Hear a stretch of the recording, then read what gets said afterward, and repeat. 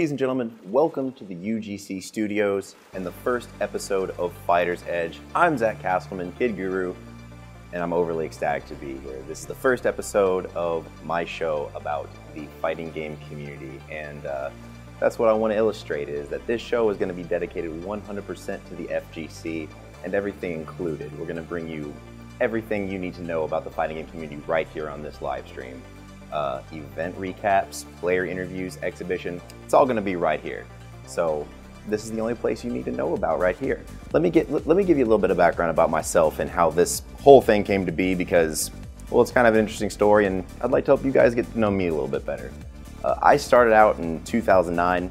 I'm from Paducah, Kentucky, which probably a lot of you don't know where that is. That's in the upper northwestern section of Kentucky, right on the Illinois border, and it's a pretty small little area, and we have our own little pocket of fighting game players there. Like I said, I started out in 2009 with the release of Street Fighter 4, and I kind of started out running local events around my area, if you will. I was kind of a mini TO, running just things out of comic shops, college campuses, whatever I could find, pretty much is how I got started and everything. And all I wanted to do was just find more and more and more and get involved with the fighting game community in general. Well, some years have passed, and they've been kind and not so kind. And then recently, Ultimate Gaming Championship, right here, UGC, got in contact with me. And they said, you know, the fighting game community is growing pretty strongly. We'd like to maybe, you know, do some events for the fighting game community. And, you know, I was on board with that. That was what I originally thought that this was all going to be. And that is happening, which we'll get into more of that later, about all the awesome events we're going to have. However, we're also, they said, going to give you a show, your own live stream, weekly, to talk about things going on in the fighting game community. I was done. I was absolutely flattened by this. And this is my dream. Quite literally, what you're looking at is what I've wanted to do for years now, ever since I got involved in the FGC, and I want to use this show to give back to the community. They're giving me a lot of freedom with this show, and that's exactly what I'm going to do with it. I want to give back to the community and help it grow and expand and get bigger and take fighting games where they deserve to be, because, you know, right now the community, there's a lot of talk on Twitter and Facebook between a lot of the top players, tournament organizers, on what needs to happen with the community right now. Well, in my opinion, we need to do nothing but continue to grow and take fighting games to that professional level that, say, first-person shooters and real-time strategy games are. And I think we can do it. I believe as a community we can band together and make this happen. But like I said, guys, I'm just flattened to be here and be talking to you guys. We have an amazing show for this very first broadcast. Really, really excited about everything we're going to be doing tonight. Have a lot of cool stuff we're going to be doing. We're going to be talking about some different events. We're going to have an amazing interview, our first interview. I'm so excited about this one. For the very first interview for this show, we have the Marvel hype man himself, Marvel 2 legend, IFC Yipes, is going to be on with me for a Skype interview. I'm really, really stoked on that. And then later on, we're also going to have some Killer Instinct online gameplay. I'm going to be jumping on the Xbox Live, and I'm going to get on those rank matches, trying to get my rank up. The game's really fun, want to learn it, and maybe host a lobby, have some of you fellas jump in, try to take me down. Probably shouldn't be too hard, still learn the game. And then we're also going to have something called Tech Talk. Like I said, I want to use this show as a platform to bring in some new players. So what this first Tech Talk is going to be, which I'm usually going to talk about hardware, things you need to know, new sticks, controllers. The very first Tech Talk we're going to do is your first arcade stick, buying one, what you need to look for, what kind of parts are good, the brands that are good, etc. Also, going to be talking about attending your first tournament, and I mean your very first one, not your first major, but your first ever event, whether it be a local, anything. We're going to talk about all that. We're also going to get into SoCal regionals that are coming up. This event's going to be amazing. I'm very excited to talk about this upcoming event, because especially with the trailer that they've got put up right now, it's just pretty much brooding excitement every time I see it on the internet. And last but not least, we're going to talk about EVO this year, which is the big subject, and I want to get into that right now, actually. The lineup for EVO this year, really, really happy with it. There's some stuff that I want to talk about later on that's kind of, you know, not on the amazing positive note, but there's some really good stuff I would definitely want to address. The first one being, of course, you know, you got the big two. You got Ultra Street Fighter 4, you got Ultimate Marvel vs. Capcom 3, both already in the running. They're never going away, you already know what it is. We also have Killer Instinct making its debut. I wasn't quite sure if it was going to get up there, but to be honest, the game's doing really, really well. It's exciting to watch and easily accessible, so yeah, why not?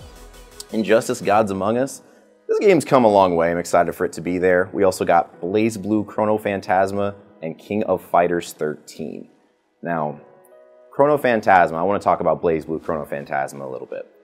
This game right now, as a lot of you know, are only available in Japan. You can only get it if you have a PlayStation 3, and you go online, do the Japanese PlayStation Network thing, buy the PSN card, and it runs you about, a clean $70 to $80, I believe.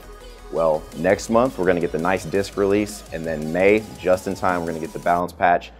I think the game is gonna be cleaned up and looking amazing for EVO coming up, in July.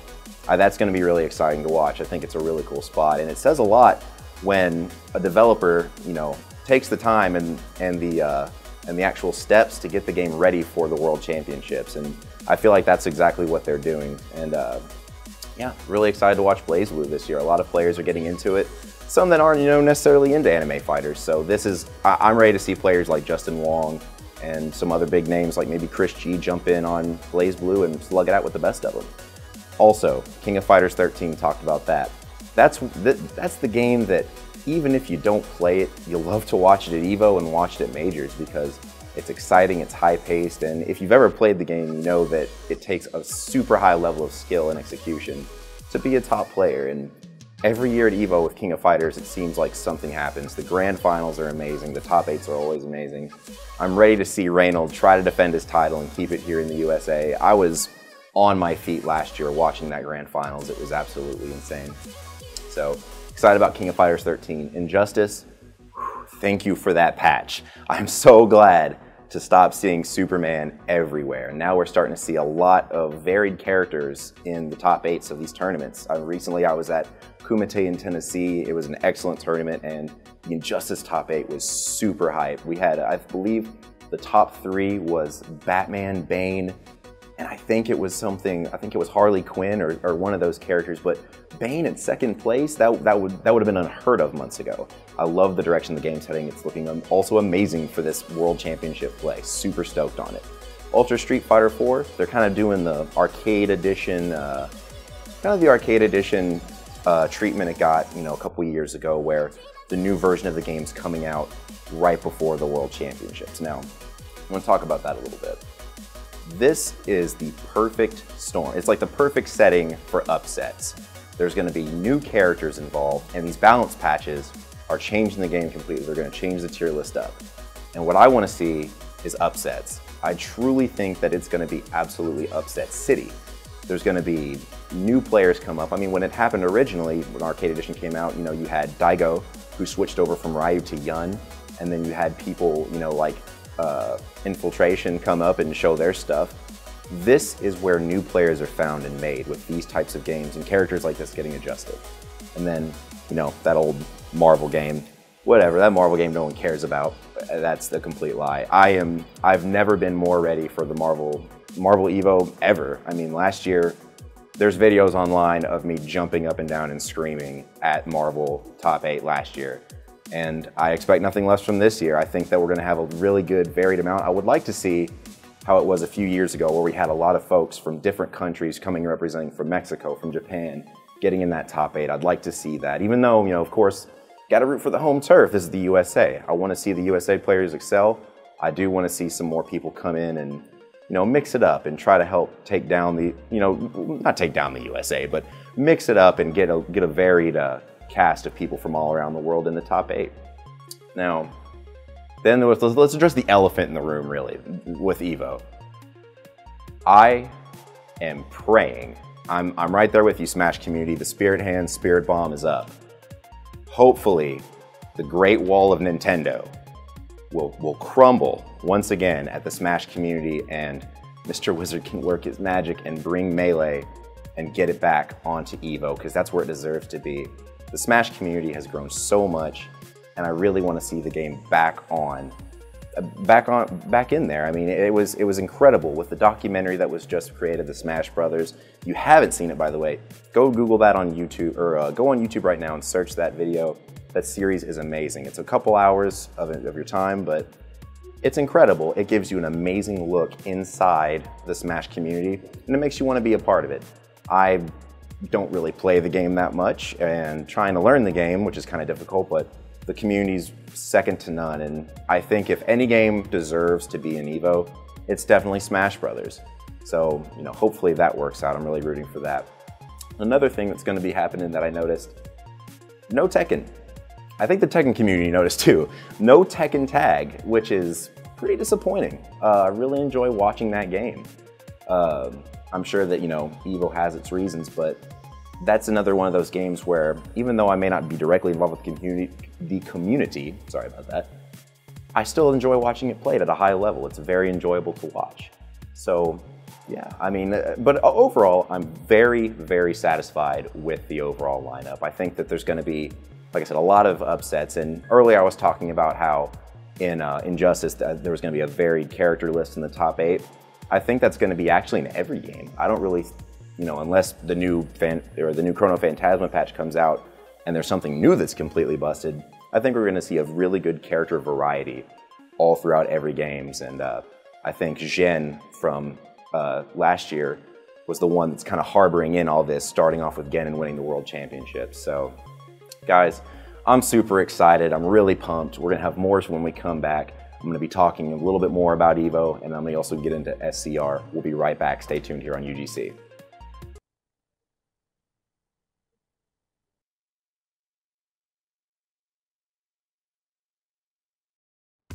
Ladies and gentlemen, welcome back to Fighter's Edge here at UGC Studios. I am Kid Guru, and for the break, we were talking about EVO and the lineup, and I want to get into another event that's coming up, and one that I'm really particularly excited about. Now, every year, everyone knows this in the fighting game community, they have the majors, the big events that, have the bigger prize pools, the top players, and I'm going to go over this a little bit because, we might have some new players watching, I want to help everyone feel comfortable with what I'm talking about. Say, if you're new to the fighting game community or you want to get involved, when we talk about a major event, we mean an event that either gives you seeding points towards evolution, has higher prize pools, and usually international competition or countrywide competition.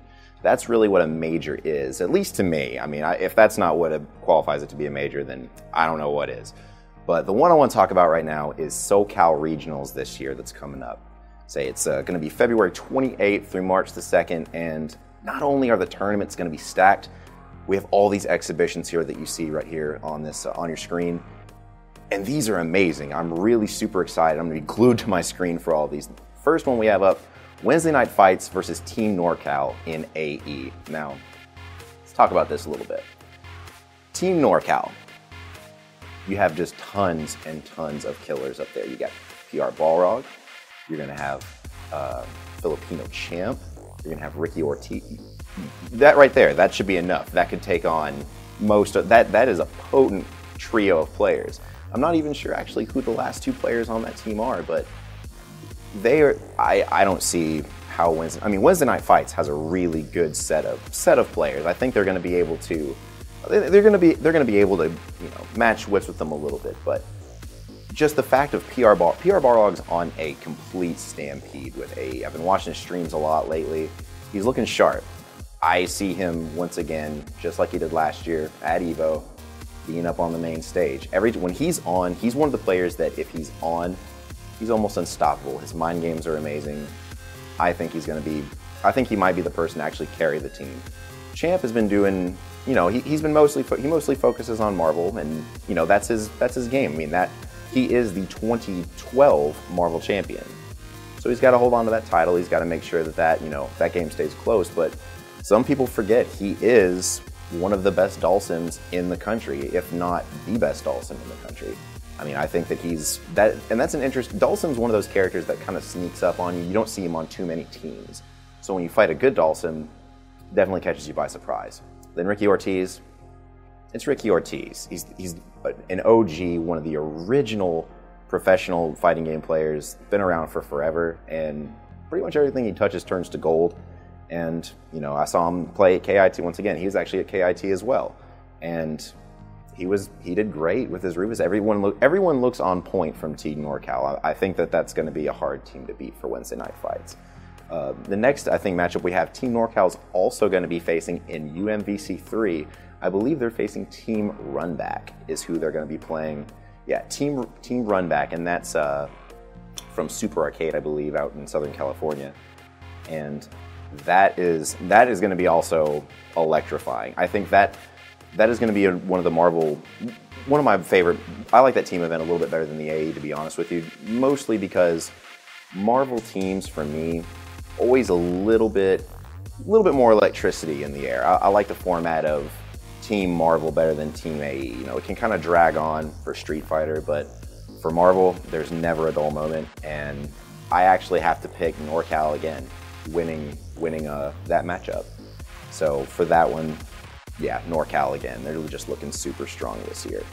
What do we have next? I think the next matchup we have is, oh, I'm super excited for this. Actually, I want to talk a lot about this one.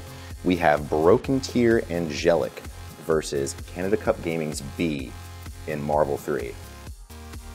Let me just say, about 6 months ago, I was speaking to a friend of mine. We were talking in the car, and we were talking about, dream matchups, people we want to see fight. And one of the matchups I came up with, kid you not, Angelic versus B. And let me tell you why. Angelic, first of all, is the man that made me want to play Shuma Gorath. He's the man that I've studied to play Shuma Gorath, and pretty nice dude as well. Spoke to him on Facebook a little bit.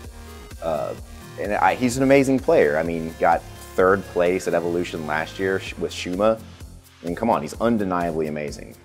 But then there's B. B is this force from Canada, just out of left field, which I had never heard of B up until the Knives and B money match that happened. And after I saw that, first off, my opinion of Frank West changed completely. That character went from kind of a cool gimmick character to this is serious, especially his team. B's team is just pure insanity. With one touch, obviously, it can get you Frank, sorry, getting a little tongue-tied there. It can get Frank straight from level 1 to almost 4 or 5. Then he's the best character in the game almost. It's almost impossible to escape that plus jam session.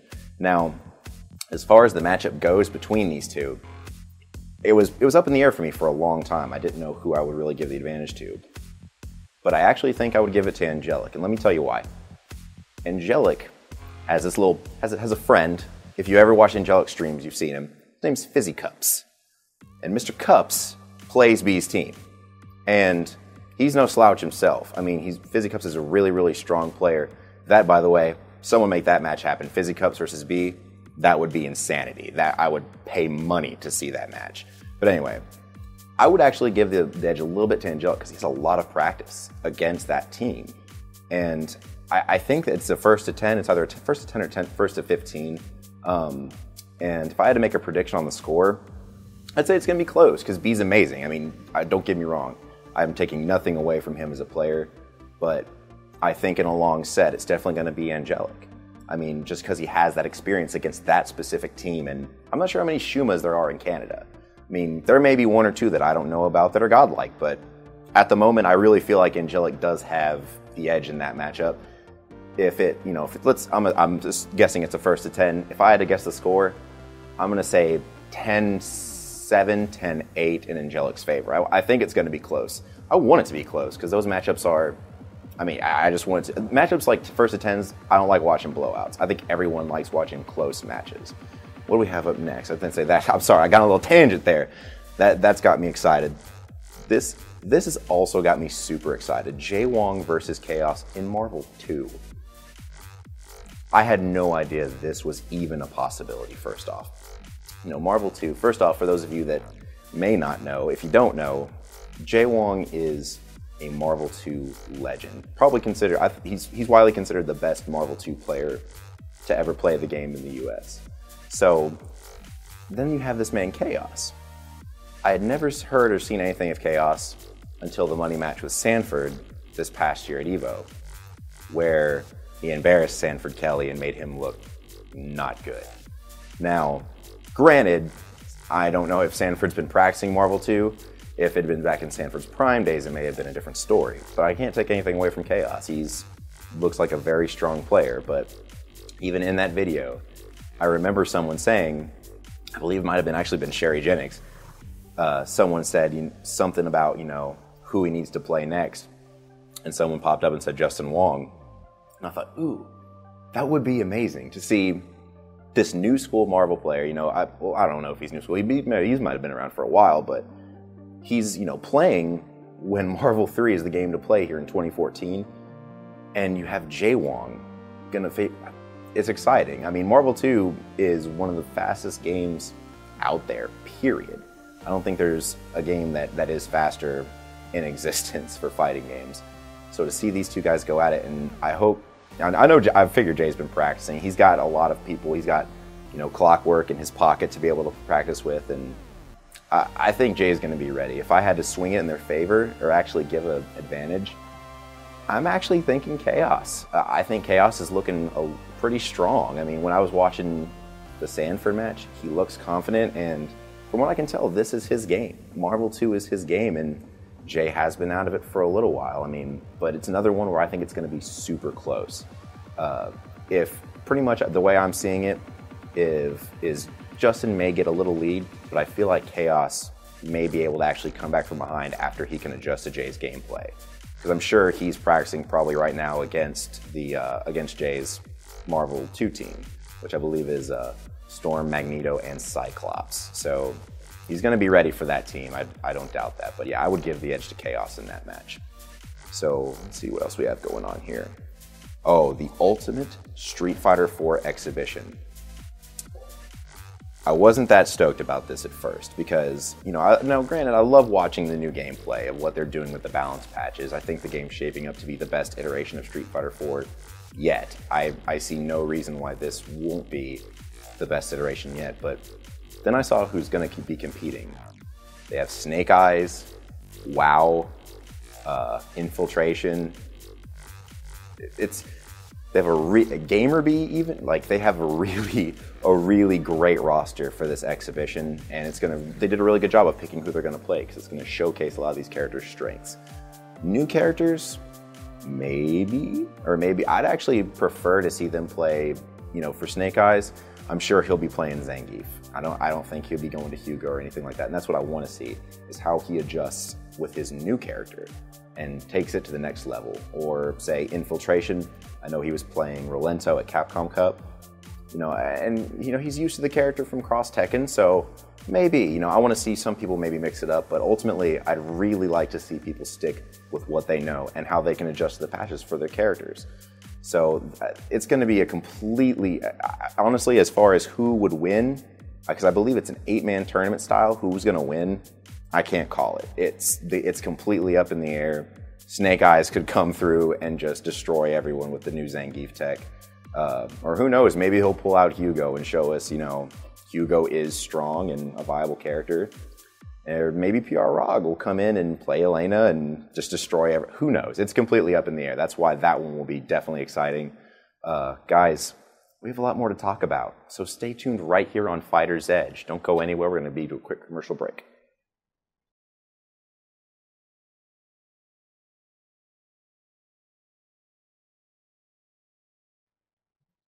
Ladies and gentlemen, welcome back to the UGC Studios and Fighter's Edge. I'm Kid Guru. Thanks for sticking around. I appreciate it. You know who you are, who I'm talking to. Yeah. Right now, we're going to get into a section that I'm going to try to make a regular on this show, and it's called Tech Talk. And what I want to do with this is go over the hardware, the fighting game hardware. Now, we're going to go back and kick it to help out the new players a little bit, because like I said, I want to help everyone feel comfortable in the fighting game community. I don't want to leave any stone unturned here. So we're going to talk about buying your first arcade stick. What to look for, what to avoid. Is it even necessary? Do I even need to buy a stick? Now let me start off with what to look for. In a good quality arcade stick, you want good quality arcade parts. The ones that you want to look for primarily are Sanwa parts, either the joystick or the buttons, or Hori, Sumitsu. These are names that you want to pay attention to. And if you do a little bit of research online, you can actually find these companies are really easy to access. So I actually brought a few sticks on to kind of show you some examples. Here is my personal arcade stick. It's so pretty. I love this arcade stick.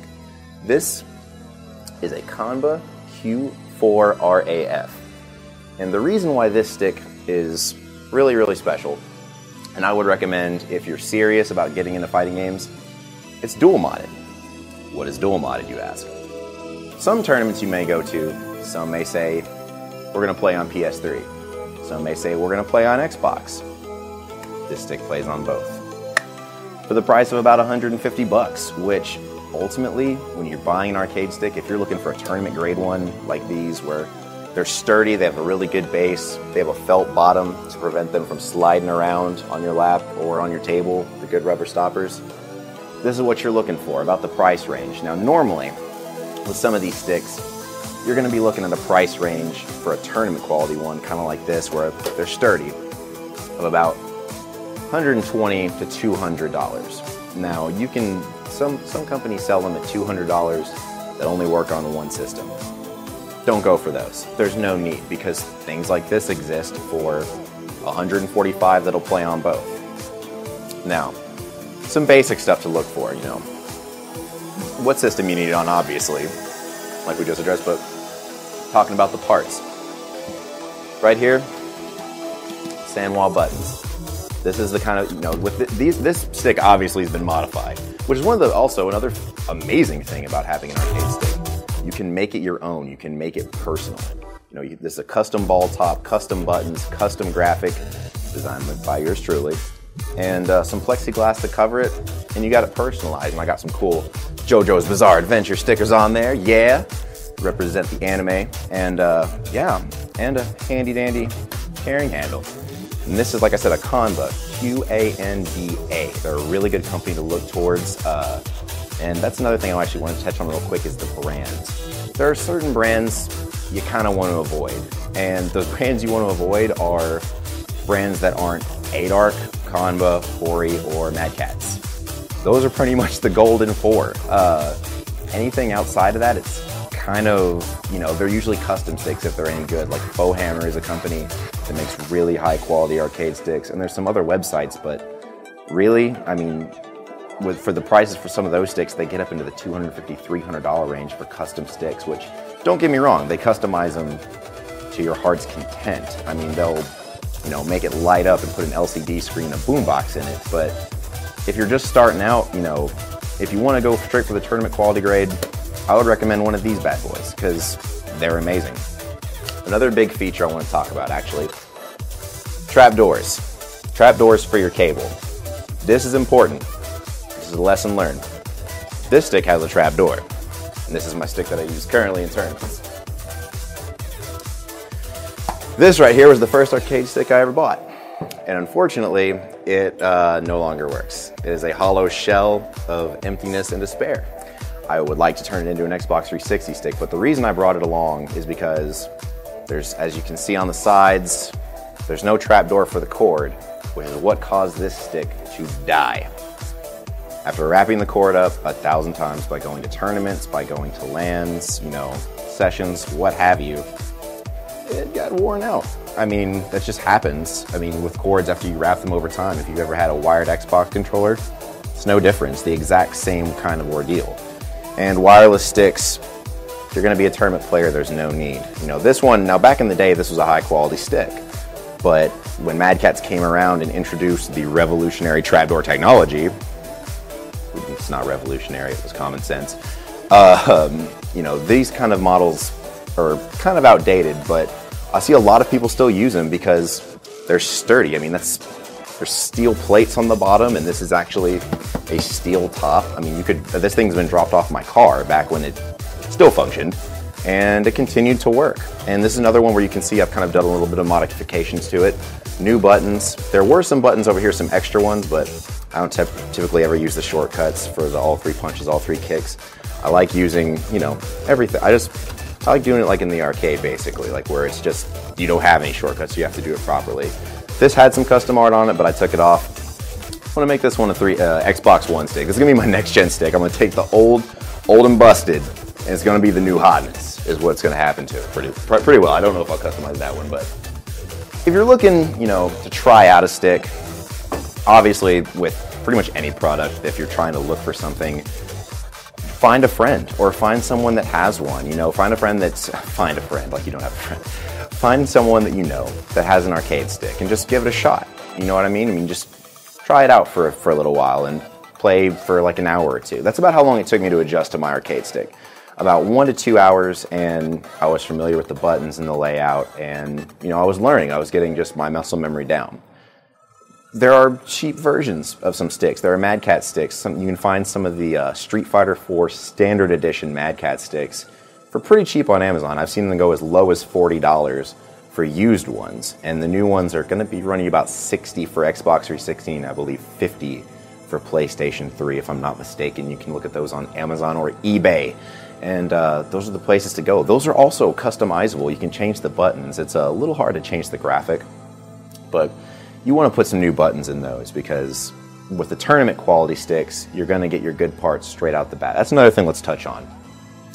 Tournament quality sticks typically will come with Sanwa buttons already pre-installed. However, there are certain ones where you have to read the specs. You want to make sure you're either getting Sumitsu buttons or Sanwa buttons. You want to make sure you have a good brand of buttons and sticks. I mean, otherwise you're just buying primarily a shell. Then you have to, you know, shell out $120, $130 for the arcade stick. Go on to focusattack.com, shouts to focusattack.com, you guys are awesome, and buy all your new buttons and buy your new parts automatically, and that's another $30, $40 investment, $50 if you want to swag it completely out. So, I mean, yeah, I mean, it's really, it's something that it takes a little bit of money and time to invest in, yes, to learn. But it's worth it if you don't feel like you can do dragon punches that well on, you know, a D-pad or a left stick. Yeah, I mean, definitely check it out. Now, that's another thing I want to touch on. A lot of folks that get into fighters, they think, well, I don't have an arcade stick. I can't play in a tournament. This is madness. Why do I have to invest the money to buy an arcade stick? There's a really good answer for this. Let me tell you what the answer is. You don't. You just don't. There are plenty of players that play on pads that are amazing players. We were talking about Snake Eyes earlier. Snake Eyes plays on a pad. ML Swear, he's an up-and-coming Khan player. Saw him out at KIT, plays on a pad. Some people just adjust better to pads. There's no reason to have to force yourself to completely switch over. What you should do is just take a look at, take a look at it. Do I really want to actually invest the money and time into this? If you do, then yeah, grab yourself a stick. If not, then just, make a pad work for you. It's sure, for certain characters it's a little difficult. Like, I know playing Shotos on a pad is a little frustrating due to, sometimes you'll get shortcut motions that you don't really input and stuff like that. And Marvel on a pad can be really frustrating for certain folks. Now, there's some people who play Marvel on a pad, and they're amazing. I don't see how they do it, but I mean, yeah, you don't have to do anything. No one's going to force your hand or make fun of you at tournaments. That used to be the case back in the day. I remember one of my first tournaments, I showed up with my Xbox controller just because I hadn't invested the money yet or even tried a stick, and I got made fun of because I was with my little Xbox controller that had its custom paint pen on it. It was blue and yellow. It didn't look good. I should have paid somebody. But, that doesn't really happen anymore.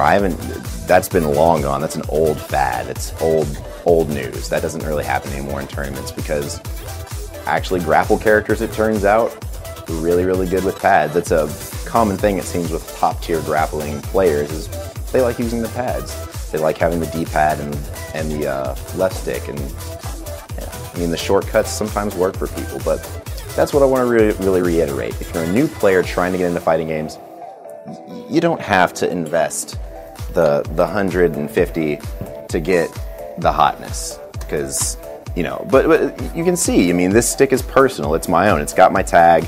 It's got some really cool anime references because this Cowboy Bebop's amazing, and it's got my favorite colors and some stickers and stuff. But yeah, it's completely personal preference. There's no one that's going to force your hand. But if you do end up, picking up one of these, I would highly recommend a Kanba. This one has done wonders for a long time. Had it for, a little over a year now, and I've beaten the crap out of it. So yeah, like I said, Kanba, Mad Cats, 8 Arc, and Hori. Those are kind of the brands you want to stick to. I wouldn't really venture outside of anything other than that unless you're building one from the ground up or finding one to build you one from the ground up. And if you are, make sure you have quality parts. That's important. Like I said, quality, Sanwa parts. That's what you want.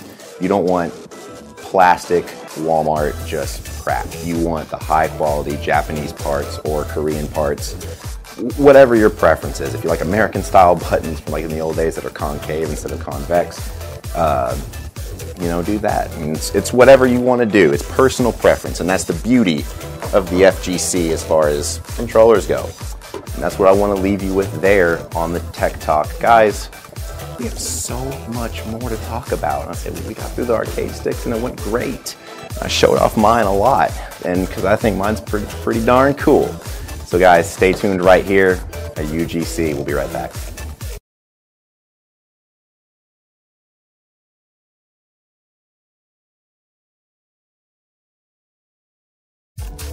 Ladies and gentlemen, welcome back to Fighter's Edge. How you doing? I know you missed me. I missed you too. It's okay. Right now what we're going to do, before we get into the next section, what I want to do is, with this show, like I said at the beginning, they're giving me quite a bit of freedom with it. And I want to help expand the community. And one of the things that I want to do is give some light to, areas of the world, tournaments, scenes, players that may not have all the attention they deserve. So what I have coming up for you now is a clip. It's a promo trailer for a tournament that my buddy is working on. His name is Dalton Fell. He's a Kentucky FGC member from Louisville. He made this trailer for his event and asked us to help promote it. So here it is, the promo trailer for Fight.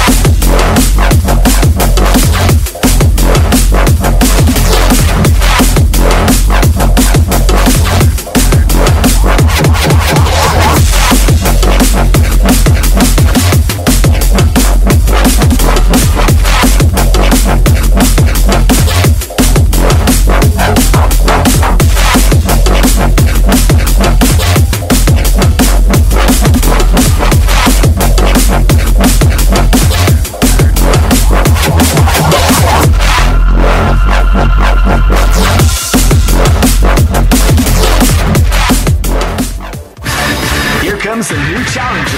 You must crush them. Hi, this is Cass Anvar. You might know me as Altair Ibn Lahad from Assassin's Creed Revelations, or Lieutenant Dalton from Halo 4, or the badass Ahmed from Call of Duty Black Ops 2.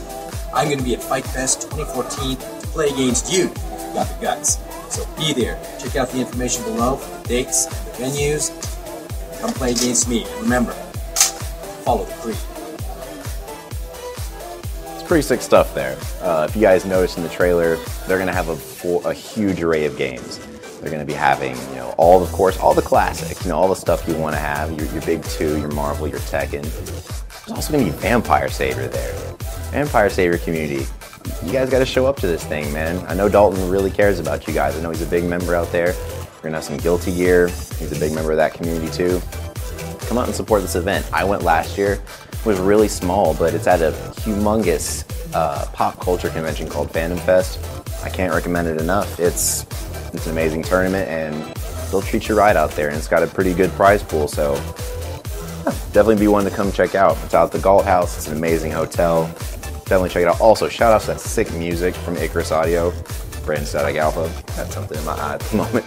Sorry about that, folks. So real quick, now we're going to get into another section for my new players, my new FGC members. Let's talk about your first tournament, your first event. Right now, you're probably sitting there wondering, why is Zach rubbing his eyes? And it's because they burn for no apparent reason. It's because I'm so happy. Crying for the community because I'm so happy that I have this show. But, oh goodness. Right now, we're going to stop all this eye watering and all my eyes burning. We're going to get into your mindset.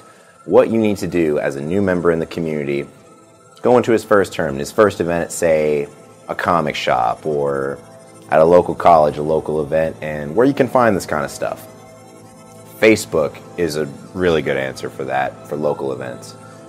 Next big one would be SureYouCan.com, Event Hubs. They have all the stuff that's going to be, my goodness, guys, my eyes are absolutely destroying me right now. I think it's the lights and the passion that I feel from the FGC watching right now. But honestly, let's get back into it. You want to go in, you want to look for some certain things. You want to make sure that the rules are the standard rules that you're going to have at most tournaments for EVO. For like Street Fighter, you want to make sure it's best 2 out of 3 sets. You want to make sure it's double elim. You want to make sure that, 99 seconds on the clock. I've competed in some tournaments that have been single elimination, 60 seconds, go. You don't want that because they're just going to pick Guile and Sonic Boom you to death, and it's kind of awkward when that happens to you. That usually only happens at con tournaments, though. Now, that's actually a good thing to talk about. Con tournaments may be the best place for you to start. While most of them actually nowadays run by the proper rules and World Championship rules, because that's just, the fighting game community has grown a lot, so they're starting to adapt to that sort of stuff. That's a good place to start because it's a friendly environment. There's not a lot of people that are going to be there. You're not going to have people trash talking you the whole time. And that is something that will happen at your first tournament if you possibly go to. You'll have, the Wesker that likes to mess launch and marble. He may do that to you if you're brand new and you may not know what to do, and he may talk crap right to your face. And, it may make you a little salty, may make you not want to come back. Don't let that happen, man. Use it as fuel to get better and come back, and you'll see yourself progress in tournaments the more you come. Like I said, let's talk about a little bit more about where to find them. So college campuses are a really good place. They're pretty common for fighting game events. If you can't find them around your local area, you may have to make a drive. I know it's unfortunate. Got to spend money. But hey, excuse me. Got to spend money to make money, or in this case, make progress. The fighting game community with certain games, unless you're playing Killer Instinct right now, which if you are, right on, because that online's amazing. Other than that, Marvel, no online whatsoever. Street Fighter, the online's pretty good. It's pretty solid netcode, but ultimately, it's not complete and proper practice. I say this, and ML Swear is going to shut me up, and so is PR Balrog. But ultimately, like I said, it's not the best situation. You truly want to have like you would have at a tournament, where you're sitting next to someone playing on a lagless monitor or a tube, something without any lag, not your 56 inch at home where there's a million seconds. Like, I know it looks awesome, like you can reach in and touch Ryu right on the foot. But you don't want that. You don't want that. You want, the TV the right size for you to be able to adapt. And that's a good prep for your first tournament. Find someone that has these materials to make this happen and actually get the practice in. Online is good for matchup experience. If you're going to go to your first tournament, you see a flyer somewhere that says Street Fighter 4, this tournament, this amount of money, boom. And you go and hit that up. Best practice, if you have online and good internet, go online and learn some matchups, because that's the best. That's like the perfect storm to learn what to do against players who kind of just go random, which is what you'll mostly see at those kind of events, unless there's an FGC behind it. And you'll know if there is when you show up, because when the FGC shows up to local tournaments, they hover, because we love events. That's the whole reason that we live. We just go to as many events as we can and try to get that fight money. But some strategies and mindsets you can use. Go into your first tournament thinking, my whole purpose of being here is to learn, especially with your first major. Now, with your first major and your first tournament at all, you should go into the same mindset. If you've gone to 50 locals and you've never been to a major and you're going to the first one, pretty much just go into it with the mindset of, this is my first ever tournament. Go into it saying, I'm probably going to lose, because there are probably players who are more experienced and better than me, but I'm here to learn and get experience. And that is what you're there for. The competitive edge and the competitive spirit comes in time. It's something that develops within you. And I will say this, if you like things to come easy, don't get involved in the fighting games, man. This is a community that takes work and dedication to be a part of. You have to truly work, and it's a beautiful process to see someone go from someone, that's, kind of an average player, he's all right, he can mash some buttons and do a combo or two, to someone that has amazing mind games and reads, and they develop as a player. It's the entire reason that I joined the FGC. I mean, don't get me wrong, I started off as scrubby as they come, mashing my DPs with Sagat and Vanilla 4. I played Sagat and Vanilla 4. I was one of those dudes. And then I went to Akuma because that was a lot better of a choice and I wasn't as much of a scumbag. But, I mean, I just mashed DPs, and I think it was actually like my second tournament that someone just, actually told me that I was a scrub. They're like, you're not doing anything. You're really bad. And that's when it hit me. I'm like, I'm not good, but I'm beating everyone. And then he I believe actually it was after that tournament, I went online. I'm like, people aren't better than me. And I found this entire beautiful community that I just immersed myself in. I was one of the guys that needed a slice of humble pie. That is, as Yipes would say, I need that slice of humble pie. And I got it, and it was delicious. And now I'm ready to help bake up the humble pies for everyone else in the community.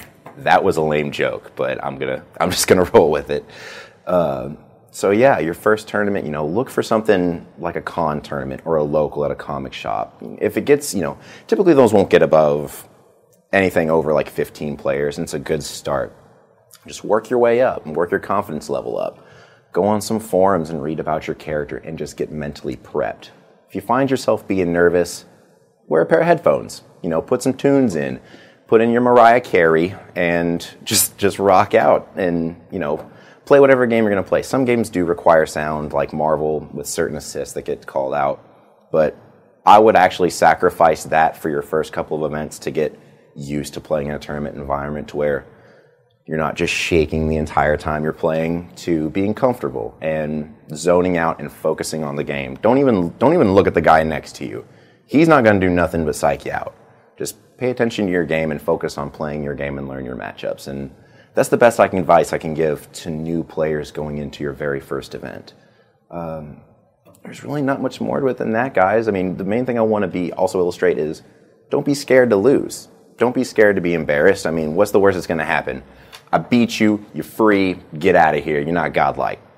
Okay, I know I'm not, but I'm going to learn, and I'm going to come back, and I'm going to show you what I learned. That's the entire purpose. It's a beautiful, beautiful process that goes through. Ladies and gentlemen, thank you for still sticking with me. Fighter's Edge first episode. We're going to kick it to another quick commercial break, but stay tuned right here on UGC.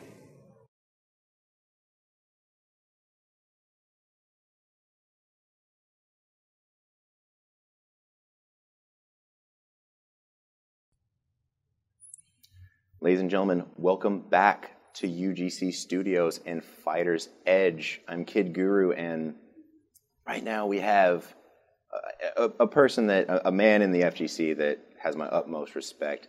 The man, the myth, the legend, IFC Yipes. Yipes, how's it going? What's going on, man? Everything's beautiful, man. How's Fighter's Edge doing?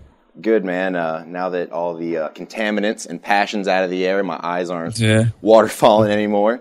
We're ready to go, man. Okay. Man, I'm excited to have you on, dude. You're one of my favorite players to watch. Absolutely. Thank you, man. Thanks for having me. Shot me up a message, let me know what the deal was, you know what I mean? And I'm more than honored to be here to help you out and ask a couple of the questions, you know what I mean? Show some love.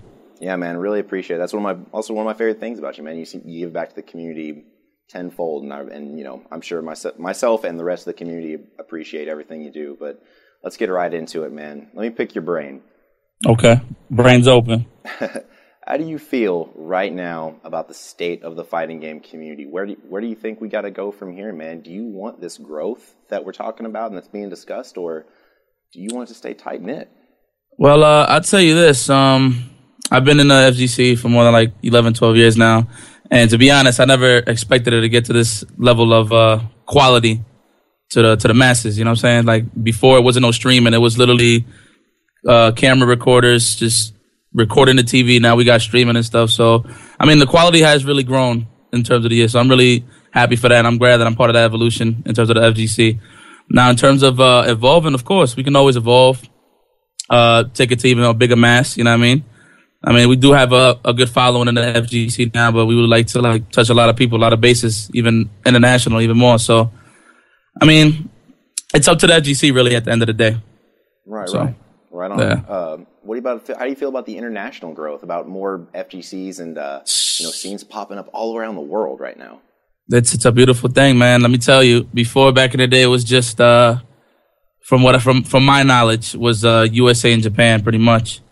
And now since all the new games came out, like AE, Ultimate Marvel, pretty much all the new games that came out after 09, that's when you really saw all the internationals step in the ring and really bring something to the table. So it's a good thing, you know what I mean, to let people know that this not only just USA and Japan, you know what I mean, you got France, you got Germany, you got China, you got Korea, you got Mexico. It's a beautiful thing, you know what I mean?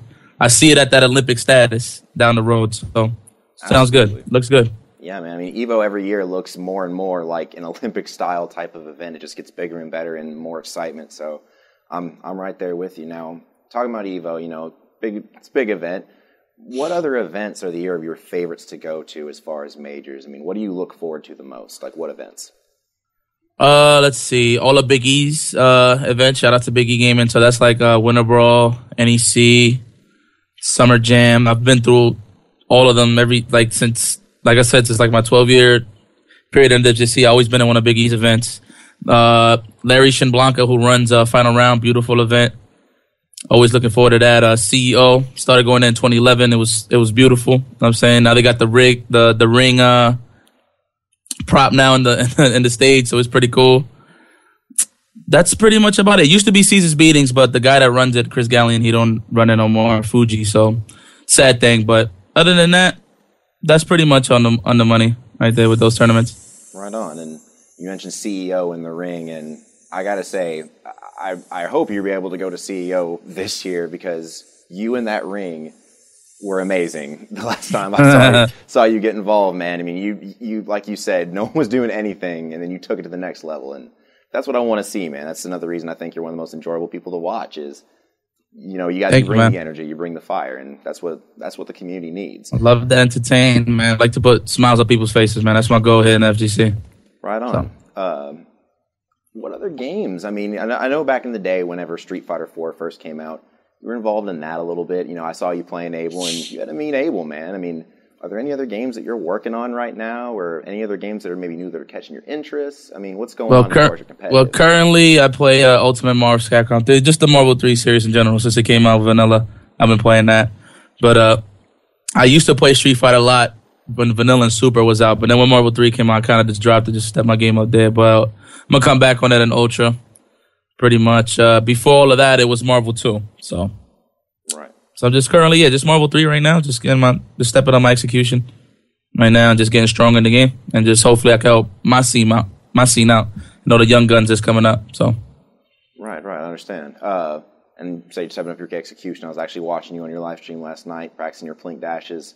Man, you're looking sharp. I say every time I see you play, you just look like you're actually continually sharp every time you play. And I think that's one of the things that keeps you up in that upper echelon is you may not be able to go to every major, but you always seem to perform really well. So I say that's another thing that I think that gives you a little bit of an edge being an older gamer. Speaking of being from back in the days of Marvel 2, where, I mean, you're considered one of the best in the world at that game. I mean, how do you feel about your legacy in Marvel 2, and how do you feel that's translated over into the new era of really the FGC with the rebirth? I mean, talk to me a little bit about that. Well, in terms of FGC 2, that's pretty much where I started.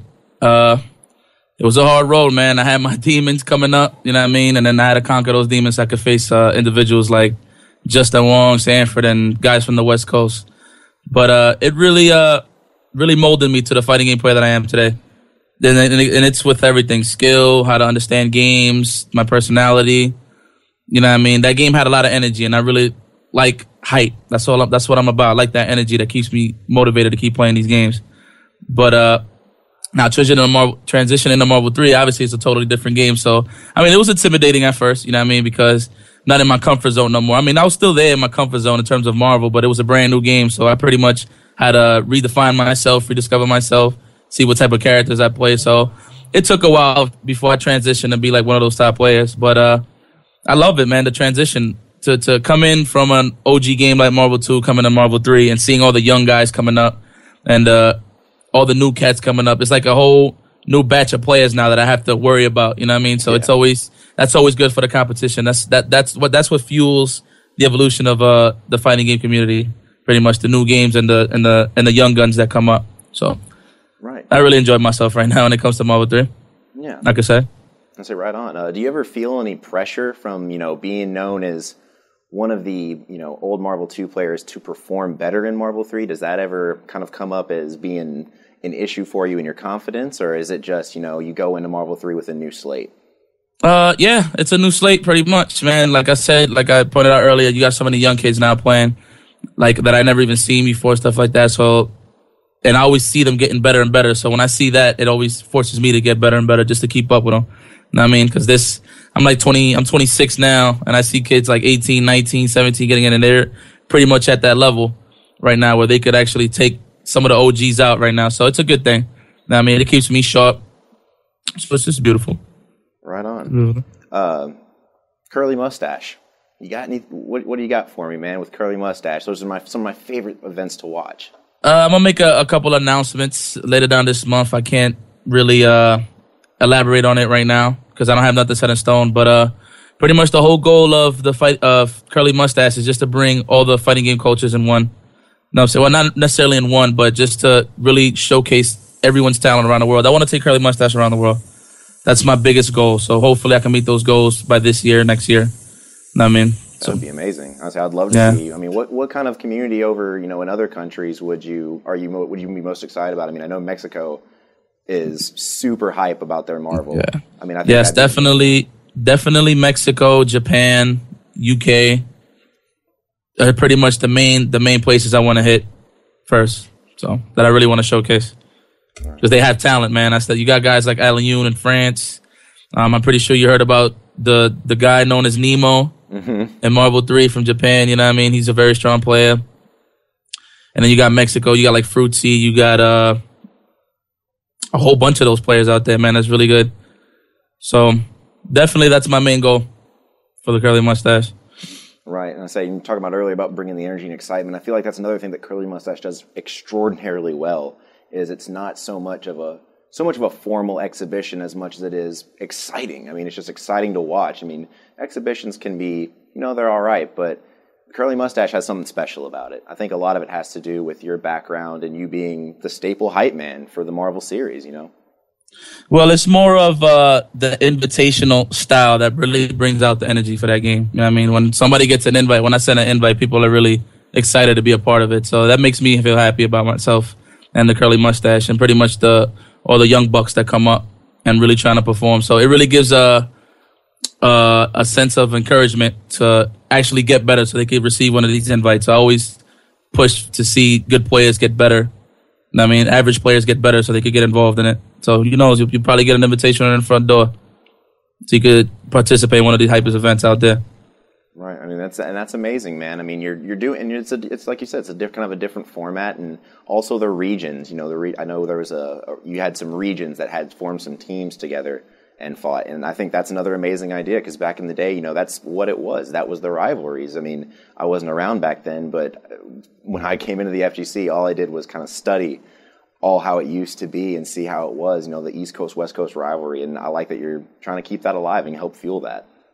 Definitely, man. Without rivalries, it's just going to be stale. Let's just nip it right down the middle with that one. Like, you just can't have no golf claps when it comes to the fighting game community. You know what I mean? You need something rowdy. You need something to look forward to. So that's pretty much what I'm trying to aim for with Curly. With just in anywhere that I'm at, really, that's what I'm encouraging. It's just the rivalries. Because that was big in Marvel 2, and that's what made Marvel 2 Marvel 2. You know what I mean? So I'm really trying to transition that back to Marvel 3. Absolutely, man. What kind of stuff you got going on, other projects in 2014? Anything major we can expect out of Yipes? I mean, are you trying to focus more on being a player this year and stepping up with your tournaments, or are you working on a lot of stuff for the community? I guess is what I'm trying to get at. Yeah, no, I got you. A little bit of both, mainly more media stuff and just really get involved with the curly. That's my biggest goal this year. You know what I'm saying? In terms of tournaments and stuff, of course, you're always going to see me in a tournament here. Then if I do good, I do good. If not, that's okay. There's always the next one. But definitely, I'm trying to have some longevity when it comes to the Marvel community. Well, the FGC as a whole, but my main concern is the Marvel community as of right now. So I'm really trying to bring everything together just to really get things going. Right. All right, Yipes, I'll say we'll be right back. I'll say we're going to have you back on this next section. Ladies and gentlemen, keep it tuned right here on UGC. We're going to have some more with Yipes after we're back from this commercial break.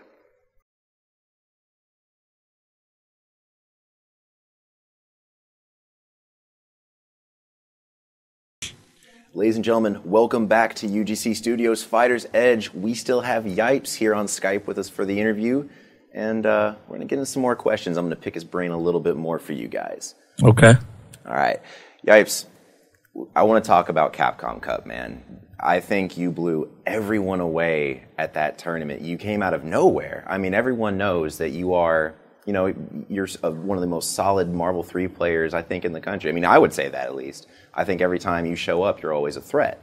How did it feel? I mean, being voted in by the fans and then performing that well at the tournament, especially, you know, beating out Nemo.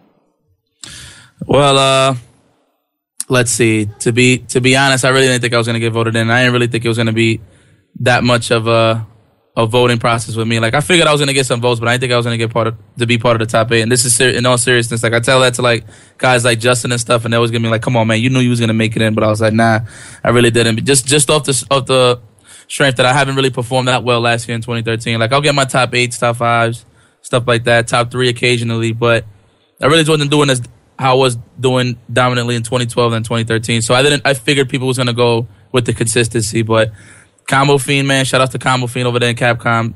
He had the concept right on the money, pretty much. They want to see the hypest players there, and then we delivered, pretty much.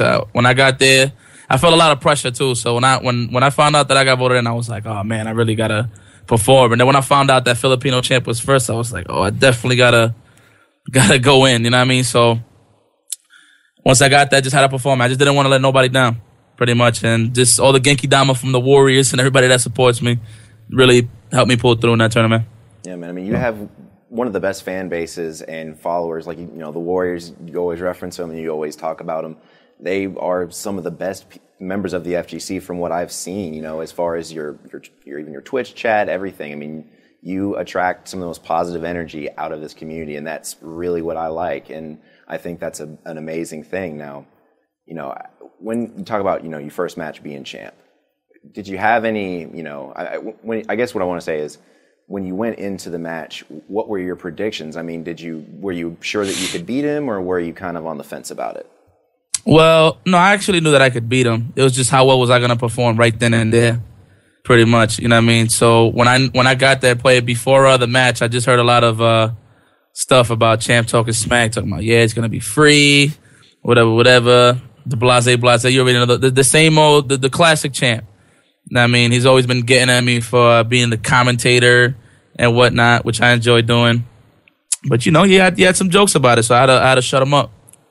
And I put a foot in his donkey, pretty much. That's pretty much how I had to do it. So it was but definitely it was a good thing.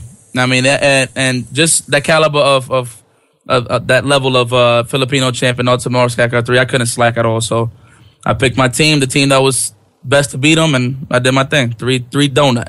Yeah, absolutely. I'd say, and let's talk about also the other match that had everyone just shocked was Nemo, man. I mean, your Wesker. That Wesker team, by the way, is one of my favorite teams of yours. I actually really enjoy watching you play that team because I think you have one of the best Weskers in the country. Talk to me about that. I mean, did you prep that team specifically for Nemo beforehand, or had you? Because I know you have a lot of Nova experience. You play in that team yourself. Were you just aware of how good of a counter the Wesker was, or talk to me about that a little bit? Well, I just pretty much picked the best weapons pretty much to deal with Nemo. Like, I wasn't really too worried about Nemo, to be honest. Because, one, I actually play his team. And two, like, I already knew exactly how I was going to go in the match. So when you have Wesker and EM Disruptor Assist, it really nullifies a lot of what Nova and Bolts have. So, and before that, like, I would practice with guys like Insane and Lincoln Morris, Dragon God. He's one of my EMP members. One of my EMP family, I should say. And I would always pick that team on any Nova player, pretty much. Any Nova player you can name, I always pick that team. So I had great practice over here. And then knowing the aspects of the Bolts assist, it was pretty easy to overcome. So, I mean, he had me. It was 3-2, but, you know, man, came out the victor, so it was a good thing. And definitely I wanted to represent America because Marvel is the American game. Well, not anymore, but in terms of results and resolve, we got it over here. Absolutely, man. Absolutely. Yeah. Speaking of results and resolve, let's talk about Evo, man. What do you think of the lineup this year? I mean, what games do you like in there? I mean, how do you feel about the lineup that they got so far? Definitely, I'm always looking forward to Marvel, Street Fighter, of course. I always be in the background watching Blaze Blue, so I want to see what goes down now. Apparently, I've been hearing this thing about some character, Kokono or something, is like making a big issue right now in terms of like patching, not patches. I like seeing the drama unfold in certain things, but that definitely I'm looking forward to. When Super Smash Brothers Melee, hopefully, if it's allowed. I think they're waiting for Nintendo to give them the go so they could rock it out. So I'm definitely looking forward to that. Yeah, I mean, I think personally it's looking really strong too. I mean, let's talk also a little bit more about Evo. Do you have any predictions at all for Marvel as far as, who's looking top 8, or is it still all completely up in the air? Yeah, it's up in the air, but I mean, a guarantee. See, man, there's so many killers. You can't really call it a guarantee. But I mean, the favorites obviously would probably make it would be like Justin, Ryan, maybe Filipino champ, Eduardo if he keeps his momentum up, PR Barra. It's a lot of the one thing I like about Evo, man, is every year you see the new cat. You're like, who is this guy? And he makes a splash and he's in the top 8. You know what I mean? In 2012 it was Fruitsy. 2013 it was Cloud. You know what I mean? So it's always a surprise. I like the surprise element of Evo, so I can't call it. But obviously I'm trying to win. So yeah, absolutely, man. That's my goal. I think the community would rejoice 10 times over if you won the championship this year. Absolutely, I don't think anyone would have any problems with that. Except I'll do a Mike Hagler lariat on the stage if I win. Oh man, I need this to happen that for the Warriors. I need this to happen now. But let's talk a little bit about, man. Ultimately, we're all members of the same community. We all play. We all spectate. Who are some of your favorite players to watch? I know you've said a lot that you like Combo Fiend. Who are some other players that you really like and just enjoy spectating and watching them play? Let me see. I'll be looking forward to guys like Moons, Marlon Pie. I'm always like one of the fans in the back looking for their pools. Like, hey, where's Marlon's pool at and whatever. And I don't even let them know I'm there. And then I just watch the same thing with Moons. Insane coming up. He's really entertaining to watch. I like his technicality in the game, so I watch him a lot. Justin Wong, just for staying so strong with that team that he plays. Yeah. I see Justin Wong. In terms of Japan, like guys like Mame Spider, Bum, Ray. Yeah, that hits it on the money. Clockwork. So gotcha. Those are like my favorite players. It's a pretty stacked list, to be honest with you. I don't think you missed anyone. Yeah, Zach Bennett, excuse me. He's actually my top favorite, Zach Bennett from UK. So yeah, he's pretty sick too. Let's rewind a little bit. What first got you into the FGC? Because I've actually watched a couple interviews and with you, and I don't think I've actually ever heard what brought you in. When's the first time you ever took Marvel 2 and said, I want to be involved in this community and be the best? I mean, what was that like? Well, at first in my local arcades, I would play multiple games, games like Third Strike, Marvel, Guilty Gear when it was out around here. It was rare to find Guilty Gear out here and where I was at. But fortunately for me, I found one. But basically, it was just one time I was with my homies. You know what I mean? We in a local arcade, and then you probably know him as Dominion. He's also with EMP. He's one of my teammates and one of my best friends. At the time, I didn't know the kid. So he came in and he beat me. I never really got beaten at arcade before, so he beat me. And I was like, wow, this guy's good. And actually got me happy because now I could see a different aspect of strategy that I could use with a caliber player like Dominion at the time. And this was in Alpha and Third Strike, Street Fighter Alpha and Third Strike. So I met him or whatever. He was like, yo, man, you really good. And I was like, yo, thanks, whatever. We got to know each other. And then he told me about Chinatown Fair. And he took me to Chinatown Fair, and the rest was history. Yeah. Got involved with MVC2. Got to know more players. Now I'm with Empire Arcadia. That's how I met them, through Chinatown Fair. And everything's been awesome ever since. Know what I mean? Yeah, man. Go ahead. Yeah. Sorry. And then I went, that's okay. And then when I first went and saw, the first thing that really made me know that there was big tournaments, I saw a video of Combo Fiend from Midwest Championships 2000. And when I saw how he was playing, and then I saw the crowd, I was like, wow, is it that serious? Because, I mean, an arcade is an arcade, you know what I mean? But then when you see a tournament, then when you have to travel for a tournament, I was like, you got to travel?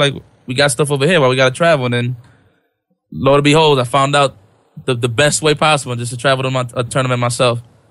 And the rest has been history, man, ever since. 12 years. It's still here.